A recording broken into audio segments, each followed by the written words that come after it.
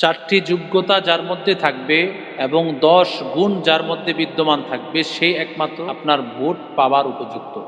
1 নম্বর, আল্লাহ বলেন সূরা হজের 41 নম্বর আয়াতে, আল্লাযীনা ইম্মাক্কান্নাহুম ফিল আরদ আকামুস সালাহ, যেই ব্যক্তি জমিনের মধ্যে আল্লাহ তাআলার নামাজকে কায়েম করবে, যেই লোক নামাজ সমাজের মধ্যে প্রতিষ্ঠা করবে, সেই একমাত্র যোগ্য ব্যক্তি, প্রতিনিধি হওয়ার উপযুক্ত ব্যক্তি সেই, যেই ব্যক্তি মানুষের মধ্যে নামাজ কায়েম করবে। 2 নম্বর, আল্লাহ বলেন ওয়াতাউজ যাকাত, যে মানুষের মধ্যে যাকাত প্রদান এটাকে প্রচার করবে, যাকাত ভিত্তিক অর্থনীতি প্রচার করবে। সমাজের মধ্যে যদি যাকাত ভিত্তিক অর্থনীতি চালু হয়, গরিব ধনী হবে। আর যদি সুদ ভিত্তিক অর্থনীতি চালু হয়, গরিব আরো গরিব হবে। এটা হলো সুদ ভিত্তিক অর্থনীতি এবং যাকাত ভিত্তিক অর্থনীতির মধ্যে ব্যবধান। যাকাত ভিত্তিক অর্থনীতি গরিবকে ধনী বানাবে, আর সুদ ভিত্তিক অর্থনীতি গরিবকে আরো গরিব বানাবে। এজন্য যাকাত ভিত্তিক অর্থনীতি যিনি চালু করতে পারবেন, এই যোগ্যতা যার মধ্যে আছে, সেই প্রতিনিধি হওয়ার উপযুক্ত। 3 নম্বর, ওয়ামারু বিল মারুফ, সে নেক কাজের আদেশ মানুষকে করবে। ওয়ানাহাউ আনিল মুনকার, এবং মানুষকে খারাপ কাজ থেকে বাধা দিবে। যদি এমন হয় যেই মানুষটা নিজেই খারাপ কাজে লিপ্ত, তো সে মানুষকে খারাপ কাজ থেকে বাধা দিবে কিভাবে? 4টা যোগ্যতা। 1 নম্বর, সে নিজে নামাজ প্রতিষ্ঠা করবে। 2 নম্বর, সমাজের মধ্যে যাকাত ভিত্তিক অর্থনীতি প্রচলন চালু করবে। 3 নম্বর, ভালো কাজের আদেশ দিবে। 4 নম্বর, খারাপ কাজ থেকে নিষেধ করবে। এই 4 যোগ্যতা যে আছে, যার মধ্যে আছে, এটা আমাদের জন্য আমানত। এই 4 যোগ্যতা যে রাখবে, আমাদের জন্য আমানত হলো আমরা এই 4 যোগ্যতা সম্পন্নওয়ালা ব্যক্তিকে আমরা ভোটটা দিব, এটা আমাদের আমানত। যেই 4 যোগ্যতা সম্পন্ন ব্যক্তি হবে, তার জন্য দায়িত্ব হলো, তার জন্য আমানত হলো 10টা আমানত। সে 10টা আমানত পালন করবে। 1 নম্বর আমানত, সে এই 4 যোগ্যতা সম্পন্ন হয়ে সর্বপ্রথম তার যে কাজটা করতে হবে, 10টা গুণ তার মধ্যে থাকতে হবে। 1 নম্বর, সে আল্লাহমুখী হবে। সে আল্লাহমুখী হবে। যত তার মধ্যে ক্ষমতা আসবে, ততই সে আল্লাহমুখী হতে থাকবে। যেমন দেখেন হযরত সুলাইমান আলাইহিস সালাম, আল্লাহ তাআলা সুলাইমান নবীর ব্যাপারে বলেছেন, ওয়ালি সুলাইমান আর রিহা আসিফাতান তাজরি বিআমরিহি ইলাল আরদিল্লাতি বারাকনা ফিহা, যে সুলাইমান আলাইহিস সালাতু ওয়াস সালামকে আল্লাহ তাআলা এমন ক্ষমতা দান করেছিলেন যে তিনি বাতাসকে অনুগত করে ফেলেছিলেন। বাতাস তার কথা শুনত, বাতাস তার কথা মানত। বাতাসকে যদি বলতেন অমুক জায়গায় যেতে লাগবে, প্রয়োজন আছে, তো বাতাস মুহূর্তেই সেখানে নিয়ে যেত। উদু উহা শাহরু ওয়া উহা শাহা, সকাল থেকে নিয়ে দুপুর পর্যন্ত 1 মাসের পথ, আবার দুপুর থেকে নিয়ে রাত পর্যন্ত 1 মাসের পথ। মুহূর্তেই 1 মাসের পথ বাতাসের মাধ্যমে এই তখতে সুলাইমানি দিয়া এক জায়গা থেকে আরেক জায়গায় চলে যেতে। এটা সুলাইমান নবীর একটা বিরাট বড় একটা গুণ ছিল।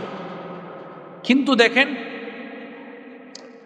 সুলাইমান নবী এত কিছু পাওয়ার পরেও, সুলাইমান নবীর ব্যাপারে আল্লাহ তাআলা বলেন যে কেমন তিনি, পাওয়ারটা কেমন ছিল। সুলাইমান নবী একবার নেমেছেন, কোথাও নামার পরে সুলাইমান নবীকে দেখিয়া পিপিলিকার যে রানী ছিল, সে বলতেছে, ইয়া আইয়ুহান নামলু দুখুলু মাসাকিনাকুম, ও পিপিলিকার দলেরা, তোমরা সবাই গিয়া গর্তে প্রবেশ করো। লা ইয়াহতিমান্নাকুম সুলাইমান ওয়া জুনুদুহুম লা ইয়াশউরুন, হতে পারে যে সুলাইমান নবী জানবেন না, বলতেও পারবেন না, হয়তো অজান্তে তার পাটা পড়ে যাবে, তার পাটা পড়ে যাবে, তোমরা মারা যাবে। সুলাইমান নবী এই পিপিলিকার আওয়াজটা জানতে পেরেছিলেন। তার কানে আওয়াজ চলে আসছে বাতাসের সাহায্যে। সুলাইমান নবী পিপিলিকার আওয়াজ বুঝতে পেরেছেন। তিনি এই ভাষা বুঝে ফাতাবাসসামা দাহিকাম মিন কাউলিহা, সুলাইমান নবী মুচকি হাসলেন। আল্লাহ তাআলা সুলাইমান নবীকে পাওয়ার দিয়েছিলেন, তিনি পশু পাখির ভাষাগুলো বাস্তবিকভাবেই বুঝতেন। কোনো প্রকৃতি অর্থে না, প্রতীকী অর্থে নয়, বরং প্রকৃতপক্ষে। একটা হলো প্রতীকী, যে প্রতীকী বুঝতেন না, প্রতীকী না, উনি প্রকৃত অর্থটাই বুঝতেন। এটাই হলো তাফসীরে কিতাবে আসছে, হযরত সুলাইমান নবী তিনি সরাসরি ভাষাটা বুঝতেন, পাখি কি বলতেছে, পিপিলিকা কি বলতেছে। এই পিপিলিকার ভাষা সুলাইমান নবীকে আল্লাহ বোঝার ক্ষমতা দান করেছেন। এত কিছু পাওয়ার পরেও সুলাইমান নবী মানুষের নবী, জিনদের নবী, সব কিছুর নবুয়ত তাকে আল্লাহ দান করেছেন। বাতাসকে অনুগত করে দিয়েছেন, বাতাস মুহূর্তে 1 মাসের রাস্তা নিয়ে যাইত।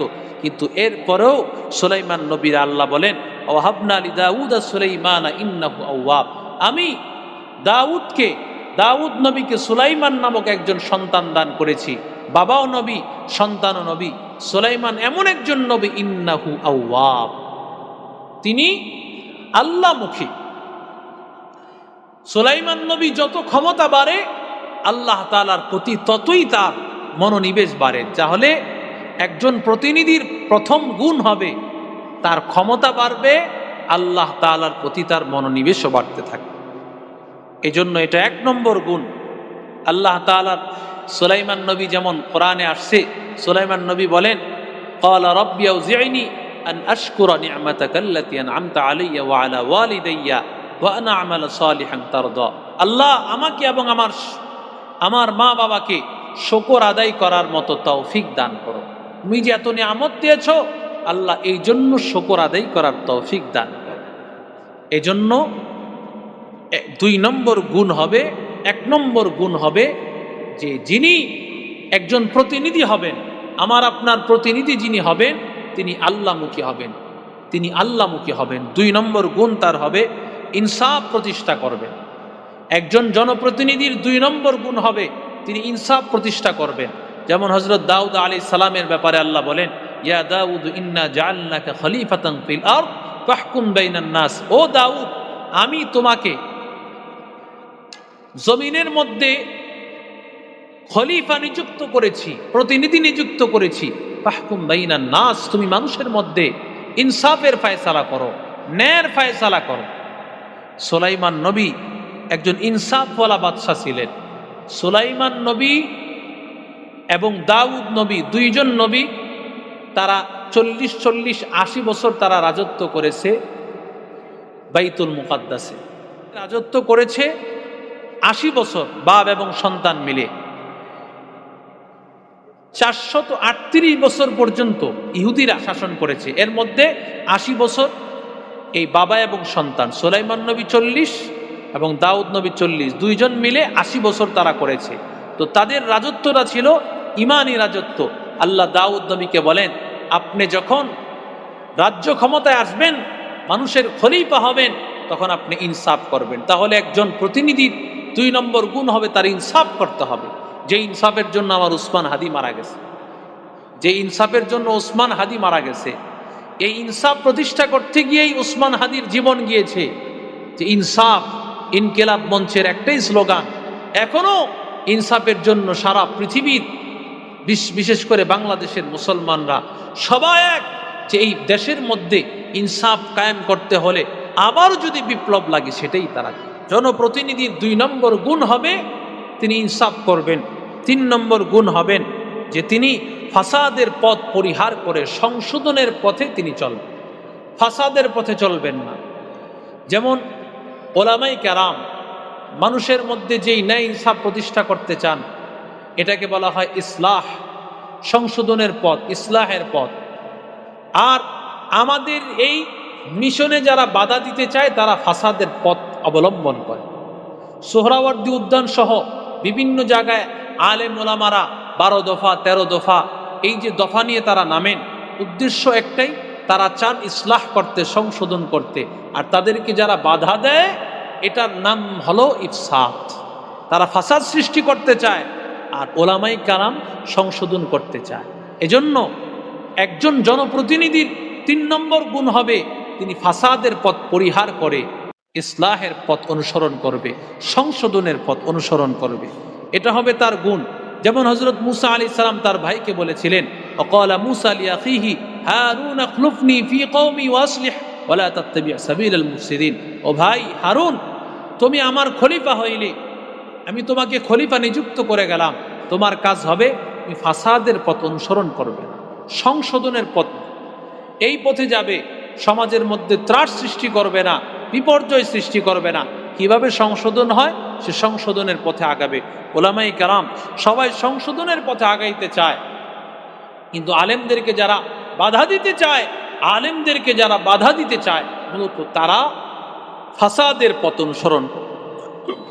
4 নম্বর গুণ, একজন জনপ্রতিনিধির 4 নম্বর গুণ হবে তিনি ভালোকে লালন করবেন, খারাপকে দমন করবেন।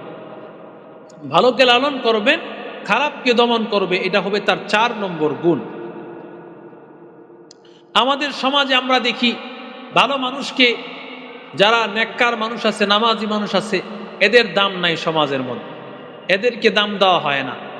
অথচ একজন জনপ্রতিনিধির গুণ হবে এটা, যে এই জনপ্রতিনিধি ভালো মানুষকে লালন করবে, খারাপ মানুষকে দমন করবে।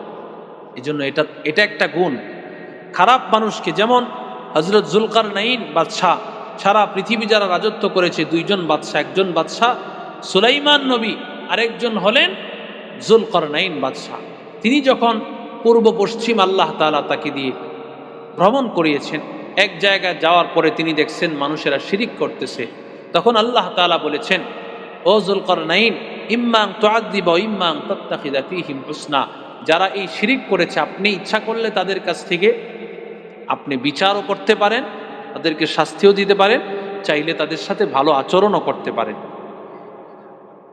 2টা পথ আপনার সামনে খোলা আছে, চাইলে আপনি তাদেরকে শাস্তিও দিতে পারেন, চাইলে আপনি তাদের সাথে ভালো আচরণও করতে পারেন।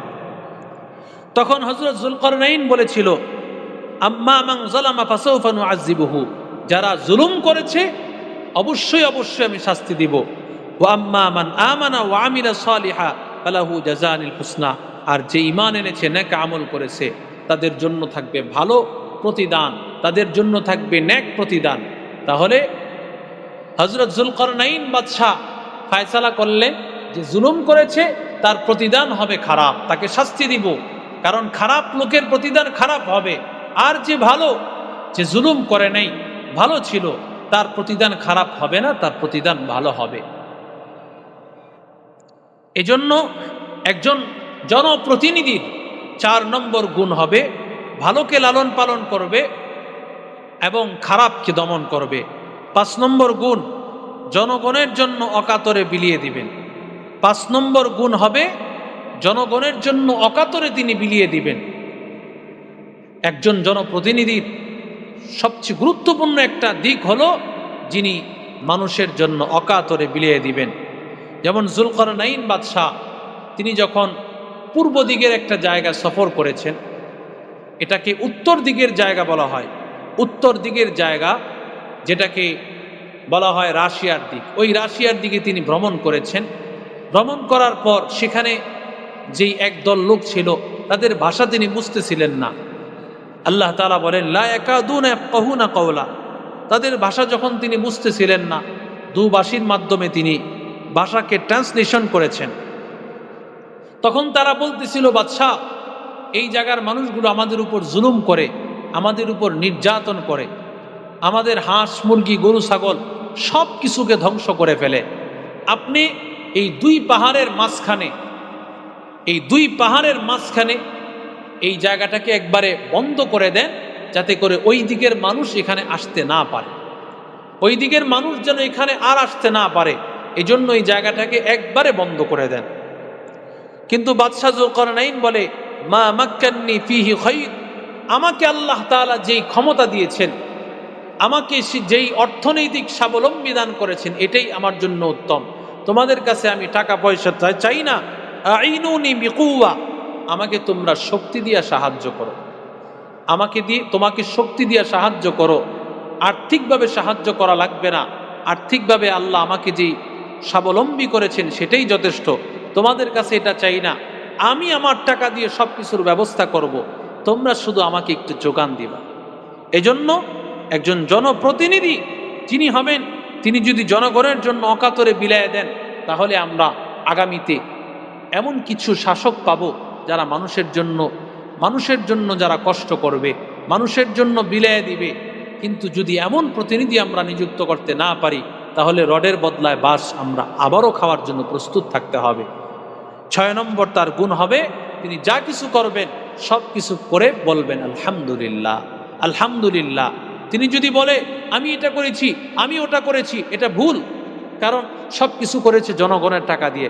এজন্য সব সময় বলতে হবে আলহামদুলিল্লাহ। যদি না বলে আমি এটা করেছি ওটা করেছি, তাহলে সে অহংকার করলো, আর অহংকারের ঠিকানা একমাত্র জাহান্নাম। অহংকারীকে আল্লাহ তাআলা ছাড় দিবেন। এজন্য 7 নম্বর গুণ হবে রক্ষণাবেক্ষণে পারদর্শী হওয়া, অর্থনীতি বিষয়ে পারদর্শী হওয়া। এটা অনেকে মনে করে যে যারা মাদ্রাসায় পড়াশোনা করেছে, আলেম ওলামা, এরা বুঝি অর্থনীতি সম্পর্কে জানে না। না, অর্থনীতি সম্পর্কে তারা বহু আগ থেকেই পাকাপোক্ত হয়েছে এবং আপনাদেরকে পড়াতেও পারবে। হাজার হাজার লক্ষ লক্ষ মানুষকে আলেম ওলামারা পড়াতে পারবে। কিন্তু কেন তাদেরকে বলে অর্থনীতি সম্পর্কে জানে না? এটা বলার মূল কারণ হলো তারা জানে, আলেম ওলামারা, দিনদার আল্লাহওয়ালা আলেমরা, তারা যে অর্থনীতি জানে সেটা হলো জাকাত ভিত্তিক অর্থনীতি। আর সমাজে যেটা প্রচলন আছে সেটা হলো সুদ ভিত্তিক অর্থনীতি। সুদ ভিত্তিক অর্থনীতি গরিবকে আরো গরিব বানায়, আর জাকাত ভিত্তিক অর্থনীতি গরিবকে আরো ধনী বানায় দিবে। এজন্য তারা এটা চায় না। তারা চায় না গরিব বড় লোক হয়ে যায়, তারা চায় গরিব আরো গরিব হোক আর বড় লোক আরো বড় লোক হয়ে যাক, এটা তারা চায়। এজন্য আমরা যিনি জনপ্রতিনিধি হবেন, এজন্যই তো হযরত ইউসুফ আলাইহিস সালাতু ওয়াস সালাম, আল্লাহ তিনি মানুষের কাছে চেয়েছেন যে আমাকে তোমরা অর্থমন্ত্রী বানাও, ইজআলনি আলা খাযাইনিল আরদ, আমাকে অর্থমন্ত্রী বানাও। কেন? কারণ তিনি জানেন তার হাতের দ্বারা রক্ষণাবেক্ষণ হবে। বুখারী শরীফের মধ্যে হাদিস আসছে, লা তাসআলিল ইমারা, নেতৃত্ব চায়নিও না। আবার ইউসুফ নবী নেতৃত্ব চাইতেছেন কেন? মুহাদ্দিসিন কেরাম এটার ব্যাখ্যায় লিখেছেন যে যদি সমাজের মধ্যে যোগ্য ব্যক্তি আলেম ওলামা অনেকে থাকে যারা সমাজ পরিচালনা করতে পারবে, এমন যোগ্যতা সম্পন্ন ব্যক্তি থাকলে তখন তোমার নেতৃত্ব চায় নেওয়া জায়েজ নাই। আর যদি এমন যোগ্যতা সম্পন্ন ব্যক্তি না থাকে যারা সমাজ নেতৃত্ব দিবে, তাহলে তোমার চেয়ে নেওয়া জায়েজ। যেমন বর্তমানে অনেক আলেম ওলামারা তারা সমাজের মধ্যে নেমেছে, কারণ এরকম নেতৃত্ব দেওয়ার মতো লোকের অভাব। এই জন্যই হাক্কানে আলেম ওলামারা নেমেছেন। আল্লাহ যেন তাদেরকে কবুল করেন। 8 নম্বর যোগ্যতা থাকবে, 8 নম্বর গুণ থাকবে, তিনি সুদ ঘুষ গ্রহণ করবে না। যেমন সুলাইমান নবীর কাছে রানী বিলকিস ঘুষ পাঠাইছে, ইন্নী মুরসিলাতুম বিহাদিয়া ফানাজিরাতুম বিমা ইয়ারজিউল মুরসালুন। সুলাইমান নবীর কাছে ঘুষ পাঠাইছে, উদ্দেশ্য ছিল দেখব সুলাইমান নবী কি পাঠায়, বিপরীতে কি পাঠায়। তো সুলাইমান নবী এই ঘুষ তো নেন নাই, বরং ফিরিয়ে দিছেন এবং বলছে তোমার রানীকে গিয়ে বলবা কোনো নবীরা ঘুষ নেয় না, নবীরা কখনো ঘুষ নেয় না। যদি নবীরা ঘুষ নিত তো সমাজ ধ্বংস হয়ে যেত। নবীরা কখনো ঘুষ নেয় না। 9 নম্বর তার যোগ্যতা থাকবে, তিনি একজন যোগ্য ব্যক্তি হবে। কারণ আল্লাহ রসুল বলেন, ইযা উসিদাল আমরু ইলা গায়রি আহলিহি ফান্তাজিরিস সাআ, যখন অযোগ্য ব্যক্তিকে দায়িত্ব দেওয়া হবে তখনই তোমরা কিয়ামতের অপেক্ষা করো, তখনই কিয়ামত হয়ে যাবে। এজন্য অযোগ্য ব্যক্তি যখন দায়িত্ব পাবে তখনই কিয়ামত হয়ে যাবে। এই জন্য যোগ্য ব্যক্তি হবে। একজন যোগ্যতা সম্পন্ন ব্যক্তি যদি না হয়, আর যোগ্যতা সম্পন্ন ব্যক্তি যার সিনার মধ্যে কোরআন আছে, যার সিনার মধ্যে হাদিস আছে, তিনি একজন যোগ্যতা সম্পন্ন ব্যক্তি। তাকে যদি সমাজের মধ্যে বসান, তিনি কখনো ঘুষ গ্রহণ করবে না, বেইনসাফি করবে না, সমাজের মধ্যে ইনসাফ প্রতিষ্ঠা করবেন। 10 নম্বর তার মধ্যে যোগ্যতা হবে, তিনি সব সময় কোরআন অনুযায়ী, সুন্নাহ অনুযায়ী আল্লাহ তাআলার দিনে, আল্লাহ তাআলার জমিনে আল্লাহর দ্বীনকে প্রতিষ্ঠা করবে। এটাই তার উদ্দেশ্য থাকবে। আল্লাহ কোরআনে বলেন, ইন্না আনজালনা ইলাইকাল কিতাবা বিল হক, আমি আল্লাহ তাআলা কোরআনকে নাজিল করেছি যথাযথভাবে। আল্লাহ বলেন, আফা হুকমাল জাহিলিয়াতি ইয়াবগুন, তোমরা কি জাহেলদের রাজত্ব চাইতেছো? আমান আহসানু মিনাল্লাহি হুকমা, আল্লাহ তাআলার চাইতে উত্তম ব্যবস্থা, উত্তম বিচার তার কারণে। এজন্য সিদ্ধান্ত আল্লাহর কোরআন এবং সুন্নাহ অনুযায়ী হবে, আল্লাহ রসুলের আদর্শ অনুযায়ী হবে। অনেকের মনের মধ্যে একটা প্রশ্ন থাকে যে নির্বাচনের সরী পদ্ধতি কি, খেলাফত নাকি গণতন্ত্র? নির্বাচনের সরী পদ্ধতি আসলে খেলাফত।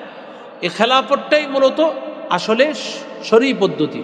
কিন্তু এই গণতন্ত্রের মাধ্যমে যেই আমাদের প্রচলন হয়ে আসছে, এটাকে ওলামাই কারাম শুধুমাত্র এই জন্য জায়েজ বলেছেন যে যেহেতু এই সমাজের মধ্যে মানুষের মধ্যে ইনসাফ প্রতিষ্ঠা করার আর কোনো মাধ্যম নেই গণতন্ত্র ছাড়া, এজন্য শুধুমাত্র গণতন্ত্রকে তারা জায়েজ বলেছেন।